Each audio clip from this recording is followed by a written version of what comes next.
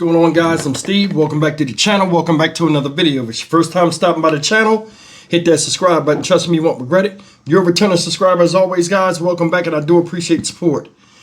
Guys, we've been following this case very thoroughly. And the case I'm talking about is the Dacara Thompson case. Young lady out of Maryland that went missing. I think it was on the 22nd of August. And as of recent, last time we reported on this, a body was found on the side of a highway on the way to Annapolis, Maryland, in Bowie, Maryland, I think. That's the name of the city. And we were waiting around to find out if the remains, which they say had distinct characteristics to the young lady, Dacara Thompson, if it was going to be revealed that it's her. This morning, they had a press conference out there in Maryland, and the remains have been found out to indeed be Dacara's. In addition to that, a suspect has been arrested for this woman being found on the side of a highway near a disabled vehicle. The guy you see here is 35-year-old HugoHernandez-Mendez. This guy right here is a undocumented migrant. And he's charged with first and second degree murder, among other charges that they didn't state in the press conference. And with that being said, they got somebody in custody. The young lady has been verified, her ID. And it's a sad day. And like I said, with a heavy heart, my heart goes out to the community, especially the parents. Take a look at this. It has a lot of interesting details that a lot of us didn't know about Dacara and this suspect as well. Check it out. Good morning, everybody. Thanks for being here. My name is Brian Fisher, and I'm the manager of the Media Relations Division for the Prince George's County Police Department, and we really appreciate you joining us this morning. Speaking with you this morning will be Prince George's County Police Chief George Nader, the County Executive for Prince George's County, Aisha Braveboy, the Superintendent of the Maryland State Police, Colonel Roland L. Butler, Jr., the Chief of the Bowie Police Department, Dwayne A. Preston, and the State's Attorney for Prince George's County, Tara Jackson. I would also like to recognize Prince George's County DCAO Mel Powell. Because this investigation remains very active, we'll take a few questions at the end of the presentation, but we'll be very limited in what we can answer. At this time, I'd like to introduce Prince George's County Police Chief George Nader. Good morning. First, I'd like to thank members of the media for showing sensitivity during the reporting of this case. We know there were questions that you had and questions that we couldn't answer due to the investigation being ongoing. On September 5th, detectives from the Prince George's County Police Department's Homicide Division developed probable cause to present charges for the murder of Dacara Thompson. This morning, criminal charges were issued for first-degree and second-degree murder. The facts of the case: 19-year-old Dacara Thompson was last seen on August the 22nd. She was reported missing the very next day. On August the 21st, her family located the vehicle in the area of Jasmine Terrace in Hyattsville, Maryland.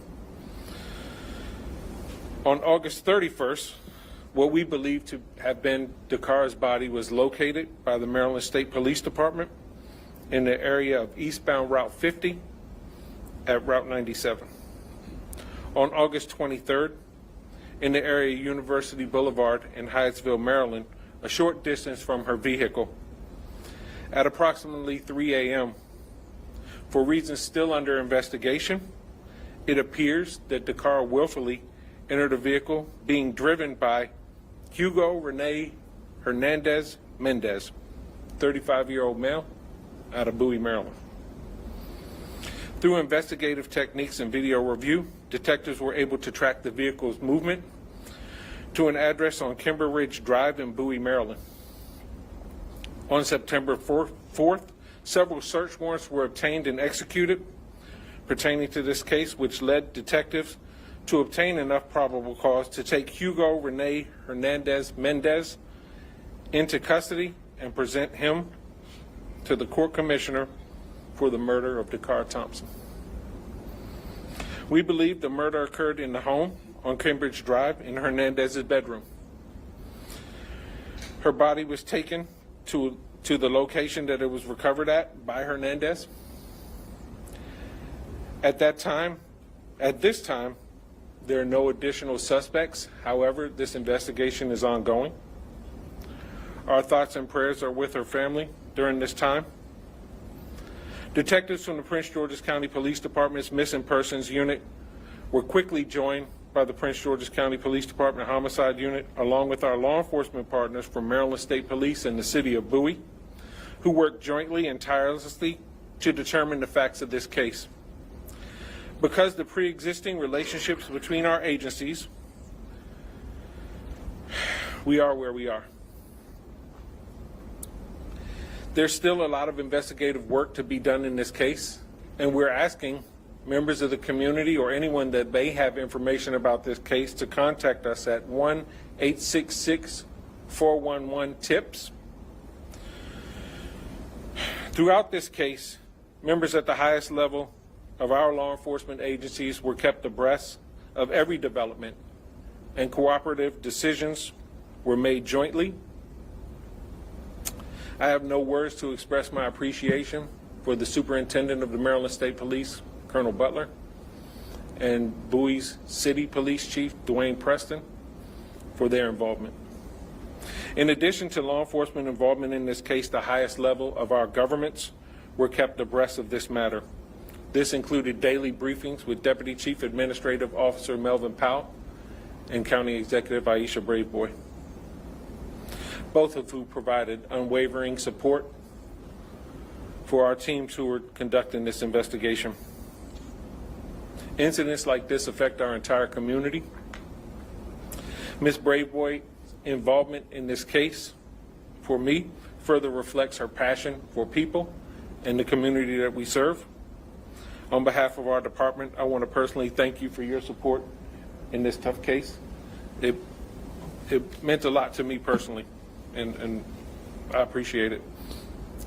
At this point, I'll turn it over to County Executive Aisha Braveboy. Thank you so much. Thank you, Chief, and thank you to all of our public safety partners who are here with us today. But more importantly, I want to thank this community. When you found out that Dacara Thompson was missing, you answered the calls of her parents and her family to help find her, to locate her, because she means so much to so many.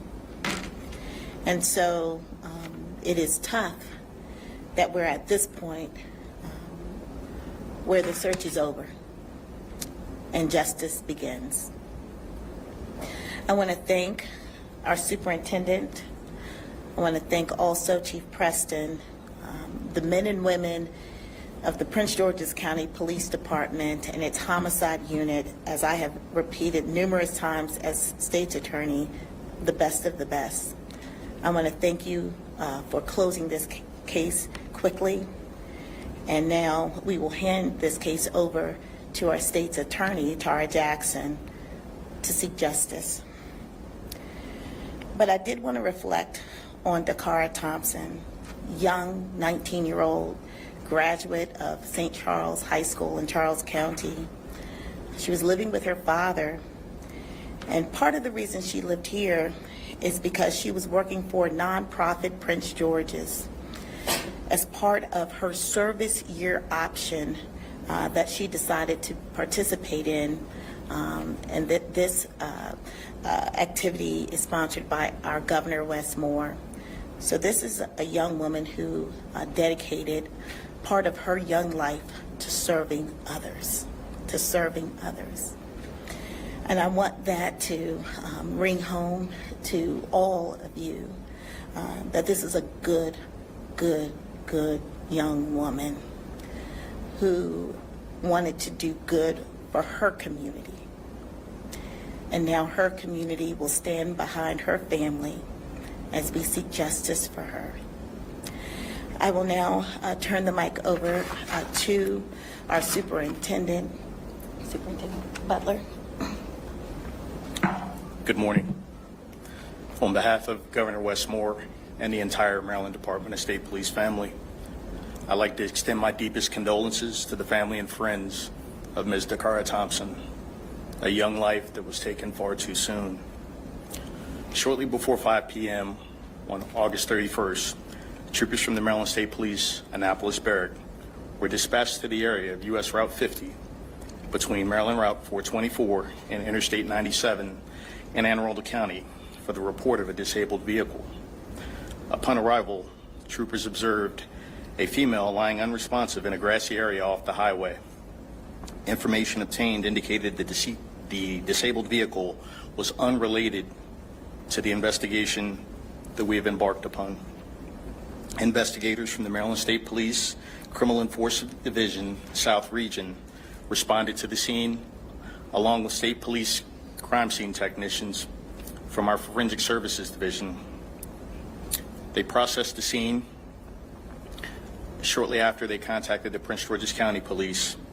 The Maryland State Police and the Prince George's County Police have been conducting a joint investigation into the death of Ms. Dacara Jackson.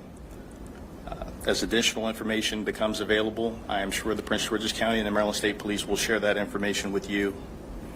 The circumstances surrounding her death still remain under investigation, so we will continue to answer those questions that we think the community and the family want those answers. Thank you. I'd like to introduce Chief Dwayne Preston from the City of Bowie.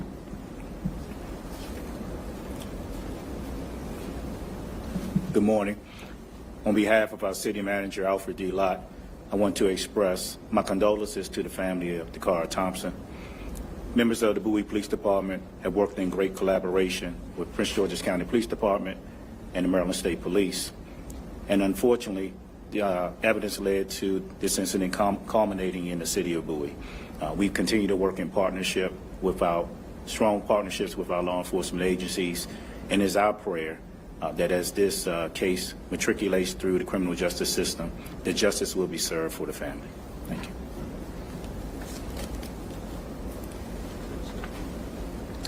Good morning. I too would like to first express my condolences to the family of Dacara Thompson. I cannot imagine the pain that the family is feeling right now. And I agree with the county executive when she says that the community is grieving with the family.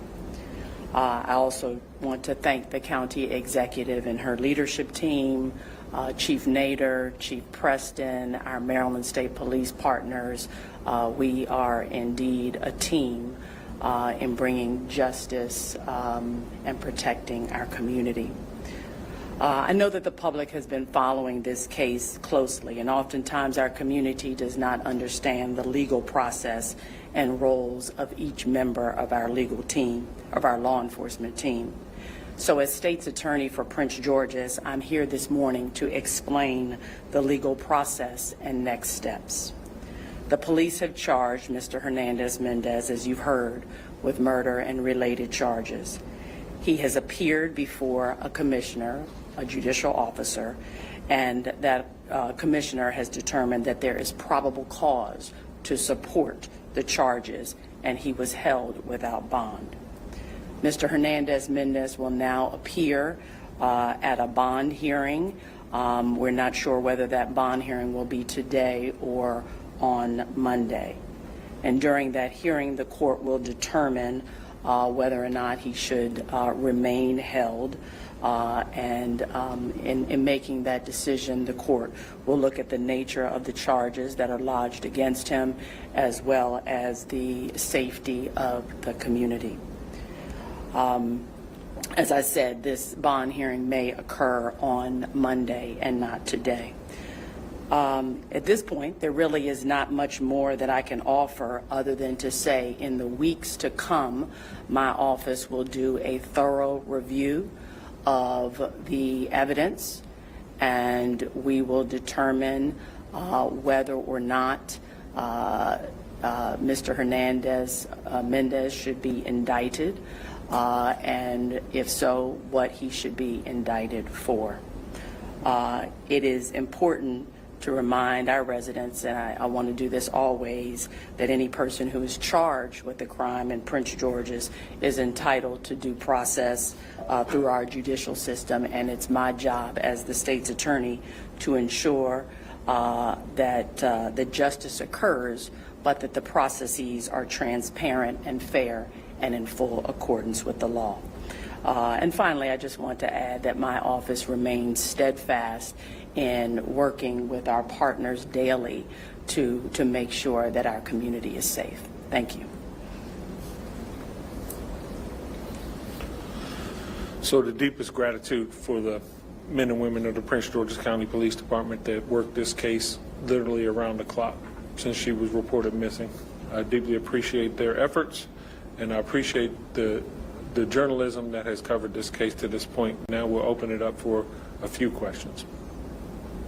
Yeah. Chief, I want to ask you your thoughts on what you think happened here with these two bodies together, and then separately, is there any indication that she was alive moving around the home, or that this was something that happened? We don't believe she was moving around the home. We believe everything transpired in the bedroom.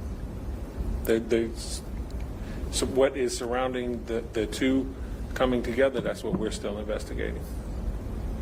Does the suspect have any other violent crimes in the past? Nothing, not that we're aware of, but we are aware of one prior arrest that occurred with United States Park Police in April.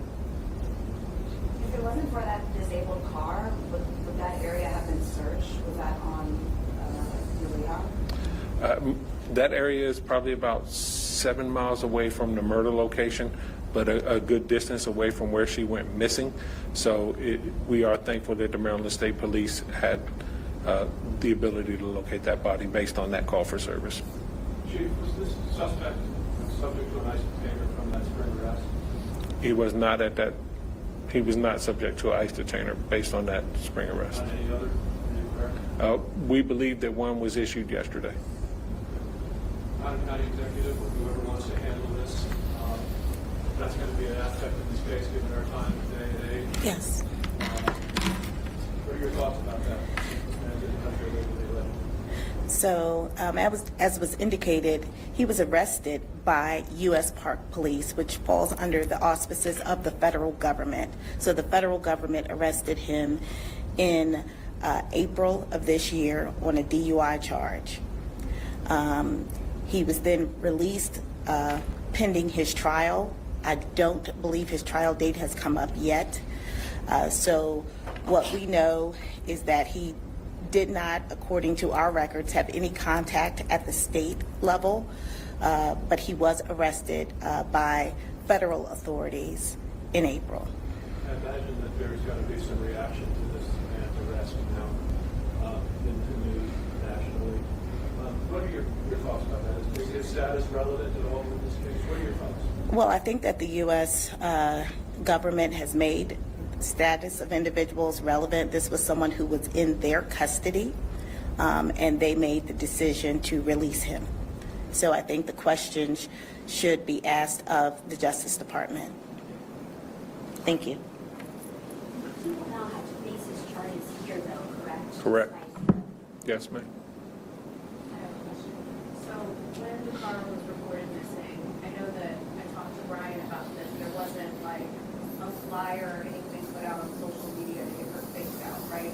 Can you talk just about that, like the fact that that wasn't put out right away and the case ended this way? Like what was done in the first few hours or days of the investigation? So the facts as we have it is she was in that vehicle before she was ever reported missing. So we did canvass the area. We searched, we questioned people in the area. We looked for video. We did all of these things. As a practice, critical missings get distributed. But the family did a lot of hard work and they distributed information and you all covered that. So the information was out and the community had it. And the community was sending in tips as well. Sir. When the body was first discovered, you were quick to say there's similar characteristics we cannot identify. Correct. And the timeline up from that point to today, provide a detail on when you could possibly identify the levels of the car? So we met with the family, and through that meeting, we were able to identify the body. We'll take one more question. We'll do two. I was going to ask, are any investigators talking with the suspect as he is cooperating in his interview? We did interview the suspect, and we got limited cooperation. Can I just ask, and I want to ask this respectfully, any trauma to the body? We're not going to discuss the manner of death at this time, but thank you for your question, and thank you all. We really appreciate you coming up.